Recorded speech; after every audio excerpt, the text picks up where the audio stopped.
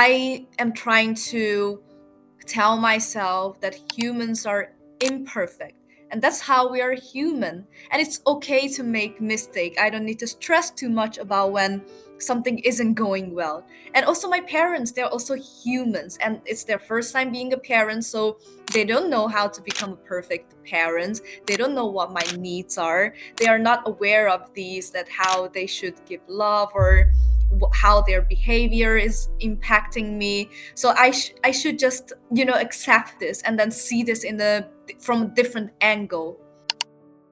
Welcome to Allow Yourself podcast. Today we have a very interesting guest, Helen Jun Chen, known as CJ Helen. But before we start, I want you to remember that this is a space to breathe, to listen, and to go beyond differences. It doesn't matter if you agree or if you don't agree what we're saying.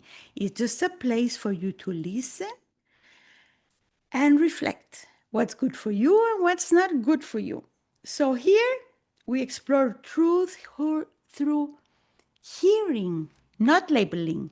So, welcome, Helen Jun Chen, also known, as I said, as CJ Helen, a Hungarian born Chinese project manager and writer passionate about helping others overcome burnout and find balance in life.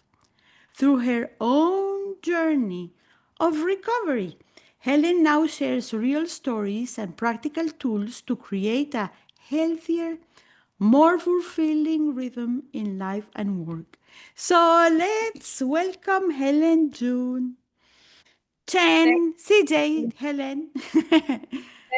Thank you very much. Thank you for welcoming me.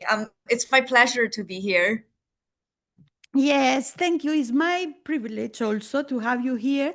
Although we are in different continents, we are in planet Earth, how I call it. So you're in Europe, I'm in Costa Rica, in Central America. So it's the world. Oh, We are all connected, right? We are all connected, no matter where we are. And I like to start the conversation with a question that when you hear allow yourself, what comes to mind? well, when I hear the sentence, I would say that it's a place where you can freely share your thoughts about yourself, and let's say a place where you can release your stress and maybe talk about things which in general you cannot talk with your friends or to your manager or to your parents.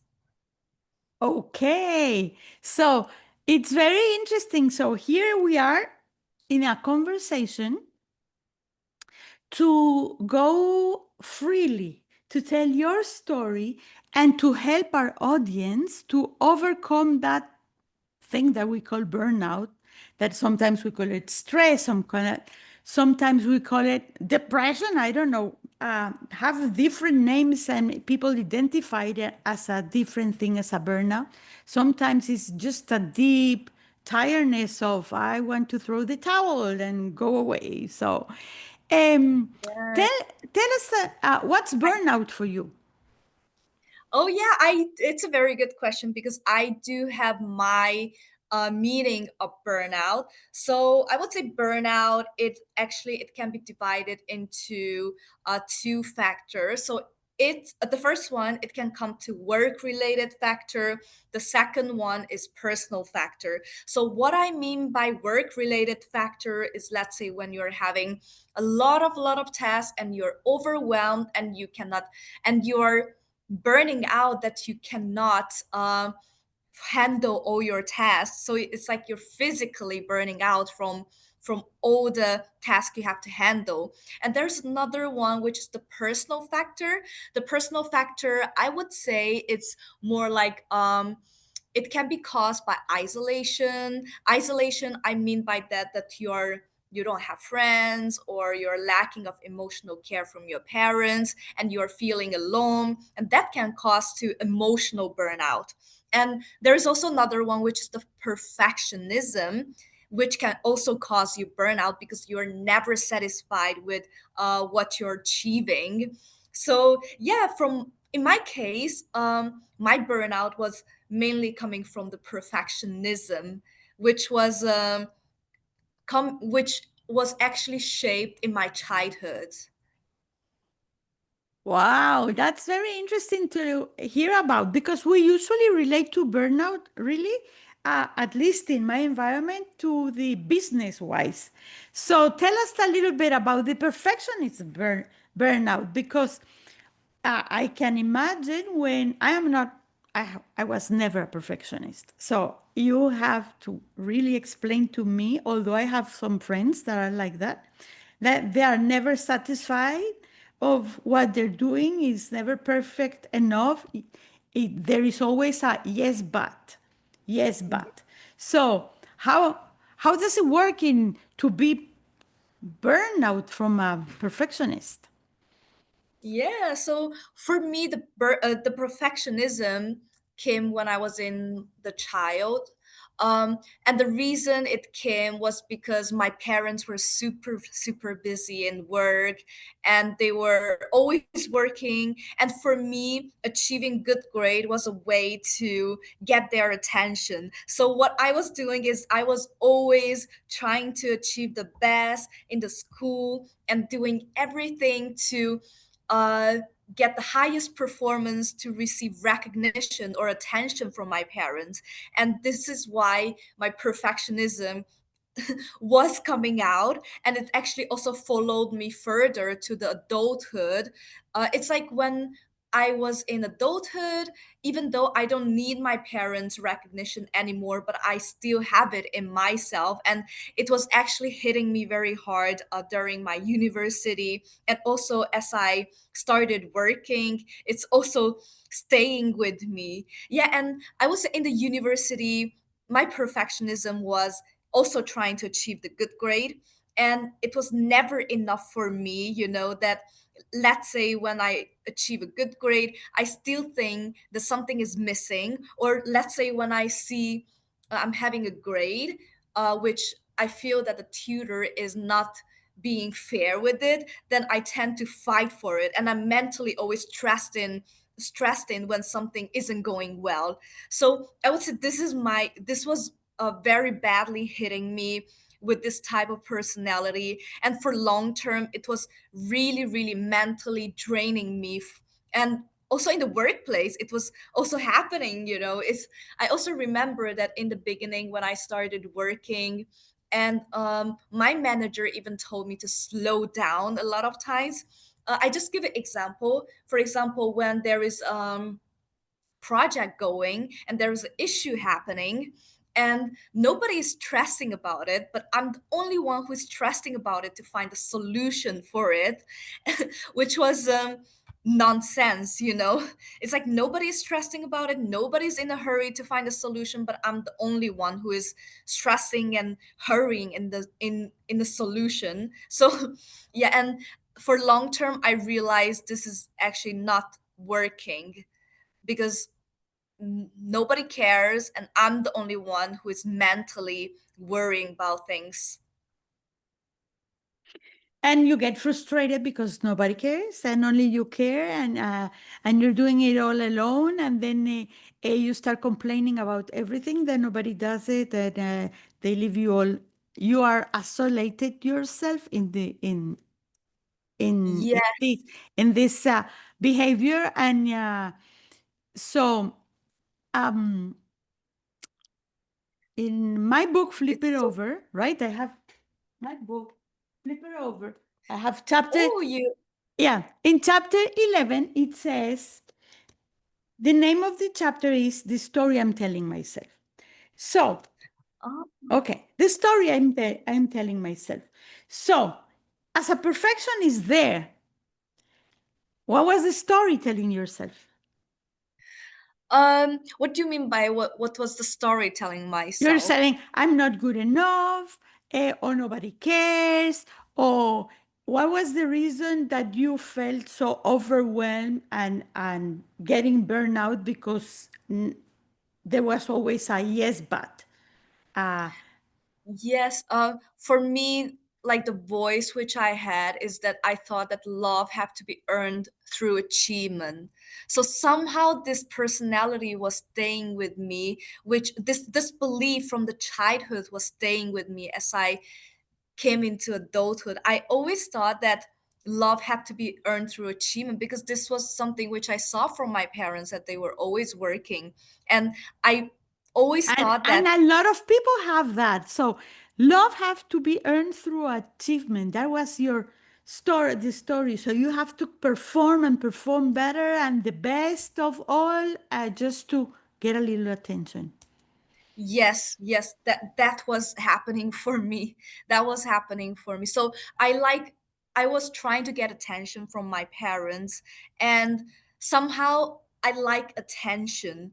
As I grow up, I still like attention, and that's why I try to achieve the best to get people look at me and get people to praise me. So I just love the feeling of attention and recognition. And something I realize is that my motivation was actually coming from external recognition, but I should actually focus more on internal recognition, that I should internally find my own value and not looking for the praise from the other. So like in nutshell, it means that I should do what I like, not because what other people like or what other people want to see me doing. Okay. So when and how did you allow yourself to stop being a perfectionist? Oh, it's a very, very good question. So, first of all, as I mentioned in the workplace, I realized this. Nobody is stressing about it. I'm the only one stressing about it. And I also learned that because I'm in Hungary, you know, Hungary's working culture is also everybody is more chill. Everybody is going slowly, slowly. And I cannot be a perfectionism, you know, because I'm a project manager. It's like everybody taking it so chill and they are not like they are completing the task slower than me, then I would be the one who would be stressing on nothing, you know. So I was just trying to adjust to other people's work pace, and this was actually one thing which made me to start to let go of my perfectionism in the workplace. And in life, actually there are also a couple of things that I started to rethink about what life really means. So it has to also go back to some previous stories, is that I was always focusing on work, trying to achieve the best. But then I realized that, okay, I already achieved everything which I want. Not everything, but I would say I already achieved the goal I set for myself, but somehow I'm still not happy. And I realized that it's actually because my heart is empty. It's like I completely neglected my family, I completely neglected my friends, and there is no way to be always just like focusing on the work when you are not getting love or you're completely not connected with your family. And this is one thing actually why I started to rethink about what thriving really means. You know, it's not really just about the workplace, it's actually about balancing your personal well-being plus the work professional growth. So you were not getting love through achievement. Sorry, what's So that? you were not getting the love through achievement. You were getting attention, but not the love because your heart was empty. You could not, you tried to feel it, but it didn't work that way. Yes, because I work so much and all my attention are on work, and I don't have any connection, you know, emotional connection from my parents. And I feel like humans' basic need is actually which is security, and it's actually coming from the love from the family. And for me, I don't have this security, then how would I thrive in the workplace? So I that's why I say the personal well-being is really, really important, because you need that to be able to thrive in workplace as well. So, how did you start allowing yourself to flip the external recognition to your internal recognition? This is very, very good question. Well, I would say I am actually still learning. I'm still learning it. And I'm also writing actually a book about my journey, about how my perfectionism uh, hit burnout, and how I refound purpose, and how I had to redefine success. But I'm still in this journey to figure out how this, because it's not like one day to another day you can just let it go. Something which you had it since childhood, it's not easy to just let it go from one day to another. So I would say the very, very first step is self awareness. So I'm aware of my bad habits, I'm aware of my toxic behavior. That's already the first step that I'm trying to change, to let go of the external recognition to the internal recognition. So that means I am trying to find my own values, what I like to do, what I want to do, and not just focusing on how other people look at me, how other people want me to do. So I would say one thing is about, I think for a lot of people, this happens, which is the fear of judgment. That means that you don't dare to speak, you don't dare to start things because you're afraid of other people's opinion on you. And if you keep fearing about other people's judgment, then you will lose your own voice. And for me, this was one step that I was trying to let go of, thinking what other people think about me. So that's also, let's say, one of the process that I was trying to switch from the external recognition to the internal recognition. You talk about balance, right? And Yes. that's the um, I wanted to ask you this question because it's about balance. We are social creatures, and we, bottom line, okay, want to be acknowledged more than loved, accepted, right? Uh, so if we change the complete external to complete internal, okay, so it's like a pendulum, we're going from one extreme to the other extreme. And I think that's a natural path from to go from external and be aware and start knowing yourself, no, this is not working, and going opposite to the internal completely, and to know yourself in order to go to the balance and get to the middle. Because, right, is that what you're talking about? Because uh, according to what you're saying, this is what I am understanding. It's not just going to the external, and I don't care what I do, and my connections with the family, and it's not also correct going to the other extreme. It's a narcissist behavior, not just me, me, me. Yo, yo, yo. In Spanish, we call it yo, yo, yo, yo, Oh, yo, yo. Uh, but it's very important to go through that path from one extreme to the other, like a pendulum, in order to come to your balance. To know, yeah. if you don't know if you don't recognize the external recognition that you need, and if you don't recognize the internal recognition that you need, how are you going to get to the middle? Yes, I totally understand it. I recently I was thinking on this, that finding a balance is actually quite hard. It is really, really hard. So as I mentioned in the past, I had this fear of judgment. I was always fearing of how other people were disliking me or something. So I became the kind of pleasing person, good person to everyone. I'm trying to be a very nice person. But then I realized that if you're too nice, other people will take advantage of you. So, yeah, so And then I just completely release this. Okay, I don't care about anybody's emotions. I would just do what I like.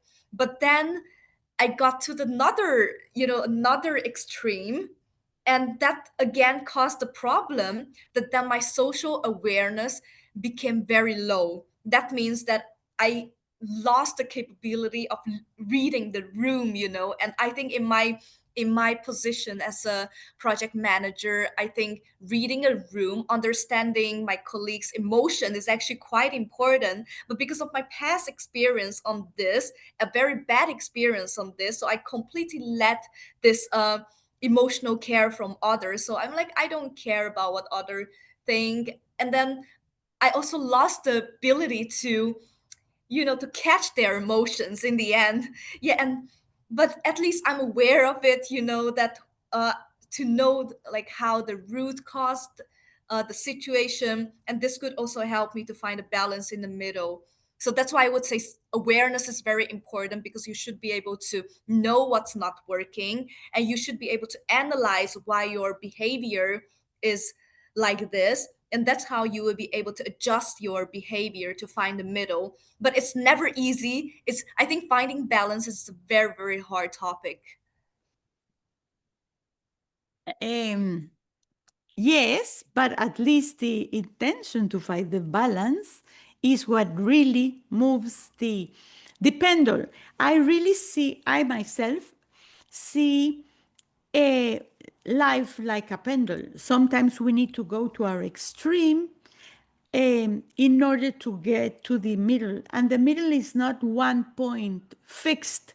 The pendulum moves in a range, right? That it's your comfortable zone. And it depends also in what topic are you talking about. If you're talking in your love life, if you're talking in your money wise, or you're talking business wise, you cannot have balance in everything at the same time. When you balance three, there is one that goes out of balance. It's like pulling, no, all the time. So, in which one I need to focus right now in order to stay in the middle? Yes, I agree. it's it's a journey. It's not a point that, oh, I got balance.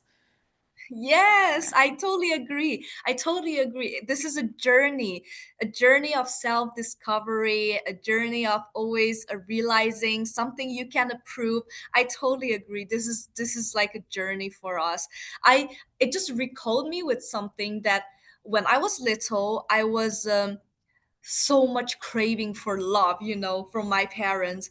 And as I didn't receive this because they were so busy, that I completely uh, like just abandoned it, and I completely went into another extreme that I don't need love at all. So it's like, one side I so much craving for love, the other side I don't need love anymore. And then this is the time, like right now, this is the point when I start to realize that none of it is good, and I'm trying to find this balance in the middle, and this is a journey for me with my parents, that okay, I neglected them completely, and right now how can I reconnect with them, like Yes. open my heart and It's very reconnect with interesting them. because a lot of people are in the same situation as you are, right? As you were, that is like craving for love, but it was craving for love in a specific way again that you wanted. Because did you have food on the table? Did you provide? Did they give you food? Did you have a roof on your head, right? Yes, I Um, agree.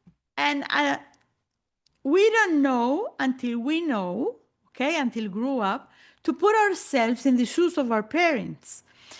What Yes, means love for them? And that's the reconnection. I think that is where we allow ourselves to acknowledge their struggle, their hardly living themselves and thriving in order to give the best to their kids. And the kids, I'm talking about me, okay? I want hugs and I want kisses, and And I never got that from my parents. They didn't know because they didn't receive it. They were survivors of the Second World War and they were trying to survive. That's it. And for them I is to put to work and work and work and put food on the table.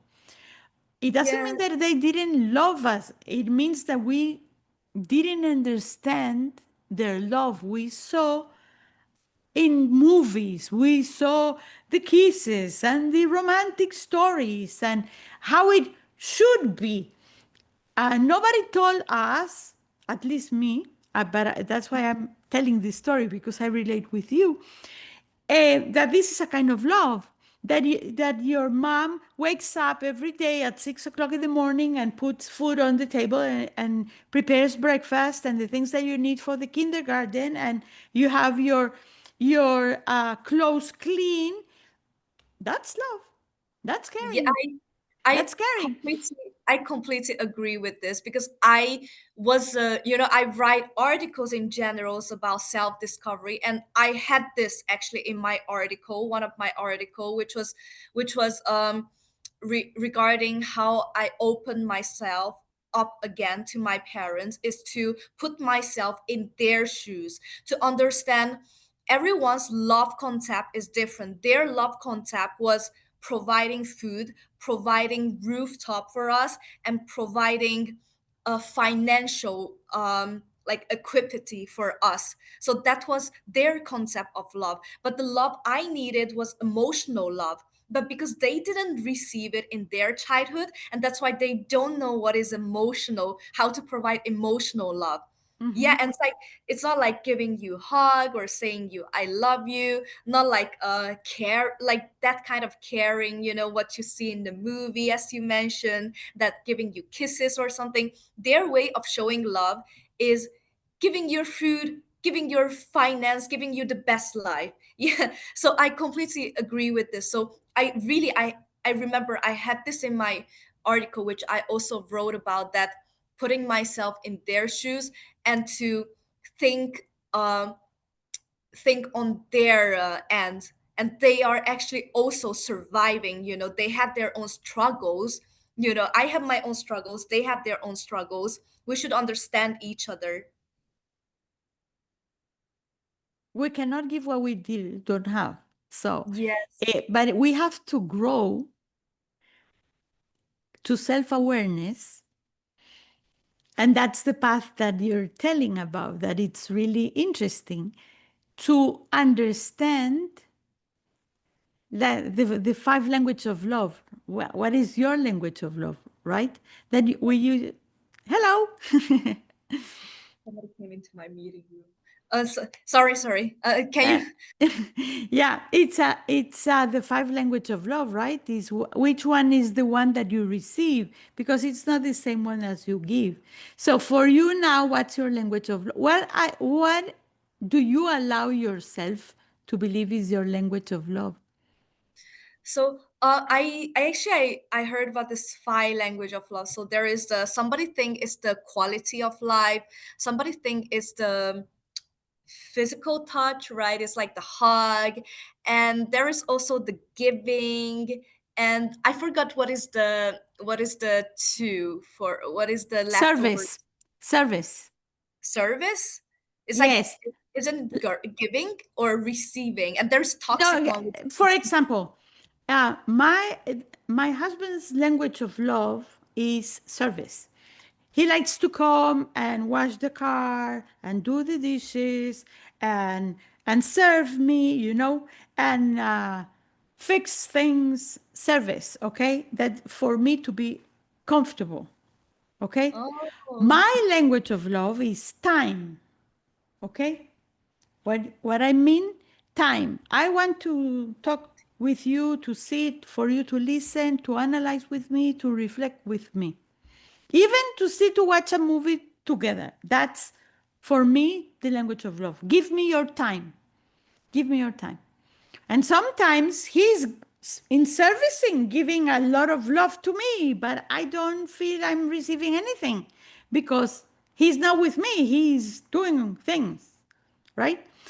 yeah. So, so it's to learn what what the language of love is. How to allow ourselves to receive love. How do Mm. you allow yourself to receive love? Interesting. Yeah, for me, I would say, By the way, um, that's Gary I, Chapman book. Gary Chapman oh, book. Hmm. wow. Well, for me, it's actually the quality of time. It's actually the time. But for me, the time means that spending time to do something quality. So let's say studying together or going for adventure, traveling together. Yeah, for me, this is actually one of the most important. And also the like the physical one, which is the hug. And this was actually which my parents, none of it was, was matching it. And that's why I thought that they didn't, not like they didn't love me, but I just didn't receive that love which I wanted. And their love must be like service, like as you Service mentioned. and giving gifts. Yes, Gifts yes. is giving gifts, putting food, taking you to the, I don't know, uh buy clothes or whatever. That's Yes, yes, the that's my mom actually. My mom, her way of giving me love was putting me to the best education, buying me clothes, buying me things, but never the kind of verbal love or the physical hugging, kissing, and spending time with me. No, no, they were so busy. so now that you are grown up and you understand the dynamic, um, how do you give yourself, allow yourself to feel and receive time and hugs? Because we need it. So we need to find it. So how do you allow to receive it? You mean how do I allow myself to receive a time? And what was the second? Because it Time again and got hugs. You said time and hugs is your love, is your love language, right? Your language of love. So if others cannot give you time, how do you receive the love of time? this is if I cannot receive it, then I try to fool myself that I don't need it. And eventually I became the kind of avoidant type of person. You understand, it's like if you don't Yes. receive something, that you start to fool yourself, you don't need it, you don't need it, you don't need it, and eventually you believe it and you really don't need it anymore. But maybe like in your instinct you still need it, just you made yourself think you don't need it. And this So is actually, what about if you give it to yourself? So you yes, don't look for it outside. So nobody's giving it to me. I will give it to me. So it's like talking to your inner child and says, "You want time? I'll give you time. What do you want to do? Do you want to go for a walk? Do you want to go to the Luna Park? Do you want to go to watch a movie? Do you want to read a book with me? What about that? Instead of avoiding it and saying, I don't need it, I don't need it. Yes, we a lot of people tend to do that. And it works for some people, but for some people, for you, as you say, you still crave it. And you believe it here, but not in your head, but you don't believe it in your heart. What do you yes, I, think? I agree. I agree with this one. It's like I also had this that I try to make myself believe that I can make it for myself. What I need, I don't need. Okay, if I cannot receive it from others, then I will make it happen for myself. But the thing is, for long term, somehow it's still, rolling back to that emptiness, because I need it from my parents. I need care from my parents. And when I see like other friends, they are constantly meeting up with their parents and I'm not, and it's hurting, for a long time. It's, yeah. And I also tried this back in time to make myself to give myself the kind of need I want, but it's rolling back to that emptiness. It's like seeing others, it's Ah, like yeah. others. Yes, I agree with you. And where are your parents? My parents are also here in Hungary, and there was a period when I haven't meet them for like 1 year or something. But they're just like 30 minutes away from me. It was couple years ago. It was really just couple years ago, like So two, you're three. reconnecting now? I am trying to reconnect. So I would say I started to get closer to my parents but there was also some issue because my mom is the type of person like I also understand that she has a lot of her own struggles, and that's why she's a little bit pushy, like pushing me away, even though she doesn't want to push me away, but her words is pushing me away. So yeah, it's for me it's kind of hard to reconnect, but at least I started. I'm trying. And also I just been to China like last month, and I haven't been to China for 10 years. Like literally 10 Wow. years. Yeah, and I went to see my grandparents who raised me up until I was 8 or 9 years old, because my parents were busy. They couldn't take care of me. So they put me back in China for like couple years to my grandparents. And I haven't met them like since 10 years. And I just met them like couple last month just to visit them because I wanted to reconnect a little bit. Yeah, reconnect, re-see my family, and finding the root, And finding my. and do you hug? Do you hug them? Um, no, no. Actually, I maybe I Ah. also learned it from my parents, because there weren't many hug and kiss, and I also have this in me that I don't really So hug. why don't you start if you're craving for it? It It's will be awkward at the beginning, but if you start, you can change the sequence. And that's what I call it flip it over. What I call it flip it. Okay, you want it, they are not giving. What about if you start? Let's see what happened. If it will be very awkward at the beginning. It's like your mom pushing you away with the words. Is like flipping the words. What is she really saying? Or what are you really listening? You know, um, um, for example, um, my mom used to tell me, you should do this, you should do that, right? My first question was, according to whom? Okay, I should. That was my rebel part, okay? But in the second, when I was older, is that you should do that, and or you should comb your hair or whatever. I changed the wording when I listen to I could. You could do this or you could do that. No should. So my answer was different. It's not a resistance that no, I shouldn't. It's like I could. I'll think about it. It's like translating to a how do I want to receive it? No, only how oh, they're doing because they don't know how to speak differently, but I know how to receive it differently, how I would oh, like to hear it.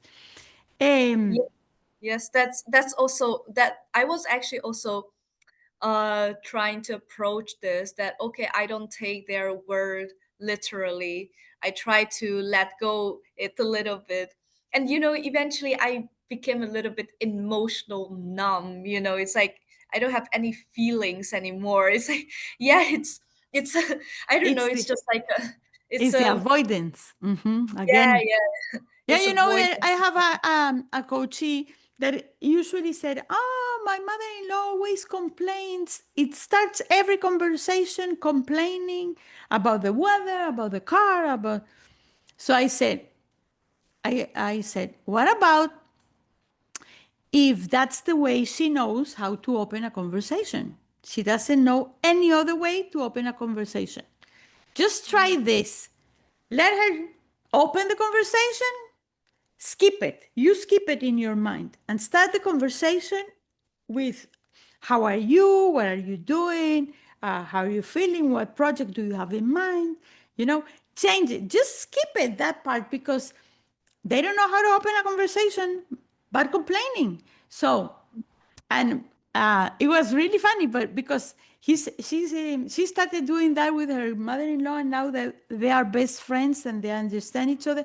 Just because there was that resistance at the beginning, oh, always complaining about the weather, about the car, always the same thing. So just let it Yeah. book and jump it. So um, it's very interesting how every one of us deal in a different way to overcome, as you say, the the burnout, the three different ways of burnout. And trying and self-awareness is a huge step to start um, testing what's working for me, what's not working for me. Because as a perfectionist world, everything needs to be done and done correctly, right? So, Yeah. and now I have to fix it now. I cannot make mistakes, okay? But you know, the world rehearsal means that we are testing and trying and practicing to get better. So each part that you're saying is like part of the pendulum. How do I come from the extreme? Sometimes I'm in external awareness, and sometimes I'm internal awareness to get to the point where I'll really feel comfortable. But it's a journey, it takes time. It takes time Yeah, to that. So, how do you I come to your center? sorry, it's I tried to say something, but it's again got frozen. So I wanted to say that I am trying to tell myself that humans are imperfect, and that's how we are human, and it's okay to make mistake. I don't need to stress too much about when something isn't going well. And also my parents, they're also humans, and it's their first time being a parent, so they don't know how to become a perfect parent. They don't know what my needs are. They are not aware of these they are not aware of these, that how they should give love, or how their behavior is impacting me. So I should just accept this, and then see this from a different angle. Yeah, so this was actually like swifting the mindset, to see things differently, was also trying to it is also helping me a lot. So to see how other people is thinking, or like trying to put myself in other people's shoes, it's helping me a lot in this case. Beautiful. Now, tell me, if you would have the opportunity to go back to your child, age 10, let's say, what would you whisper her that you know now that you didn't know then?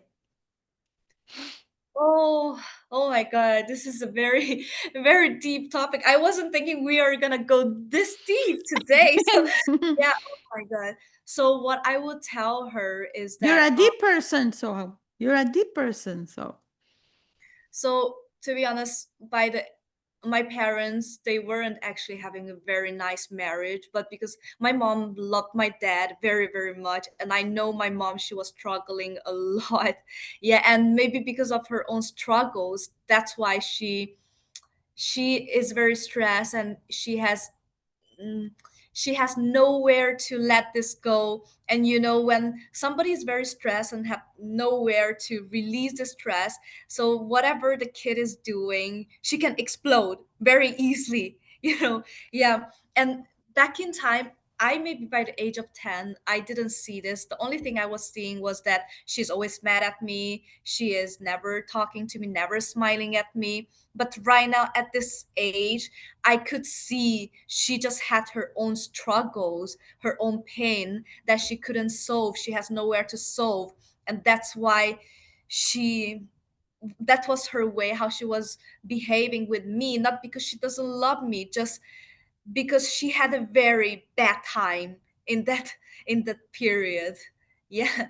Yeah. Yeah, So that's a what very you're good saying question. is that you would tell you will whisper your child that it's not about you. Don't worry. She's not mad at you. She's struggling. She loves you. So just have a little bit of patience. Yes, yes, I understand it. But the thing is that, as a child, you have no choice. It's like you have to accept how your parents are behaving with you and everything. It's like you don't have financial freedom. Not like you cannot be in this negative environment, then you can take your bag and leave. As a Yeah, child, nobody teaches. Yes. with your Nobody parents. teaches differently. I agree with you. You perceive reality as you are perceiving it. But as an adult, okay, I call it rewriting your past. Is That's chapter 7 in the book. Is Now that you're Oh, an adult, how you would rewrite your story. So it will really take away the weight and the burden it is that my parents didn't know how to show love. Oh yes, they did. They love me. They showed me love in a different way. So I can now accept it.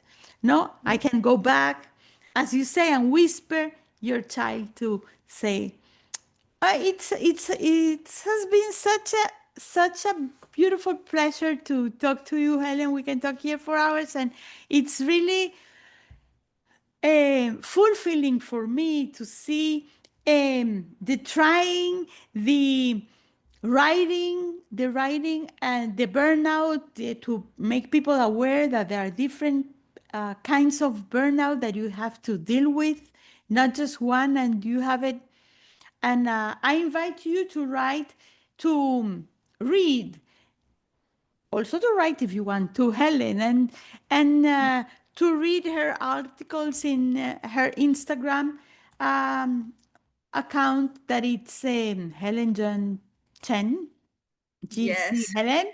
So you can really have a conversation and learn more. And I really, really appreciate and thank you, especially because you open your heart and you share from your heart uh, your wisdom, your journey, your struggling, your vulnerability, and that's something that it's not very common, and it's very, very, um, for me, precious. So For also for me also, and thank you so much for your insights. I wasn't expecting that you could give me like such a great insight, and it was a very good conversation with you, for real. thank you, Very, and for the listeners, this is Allow Yourself podcast. So we have a conversation, we learn from each other, we listen, we take what it works for us, and we throw away what it doesn't work for us.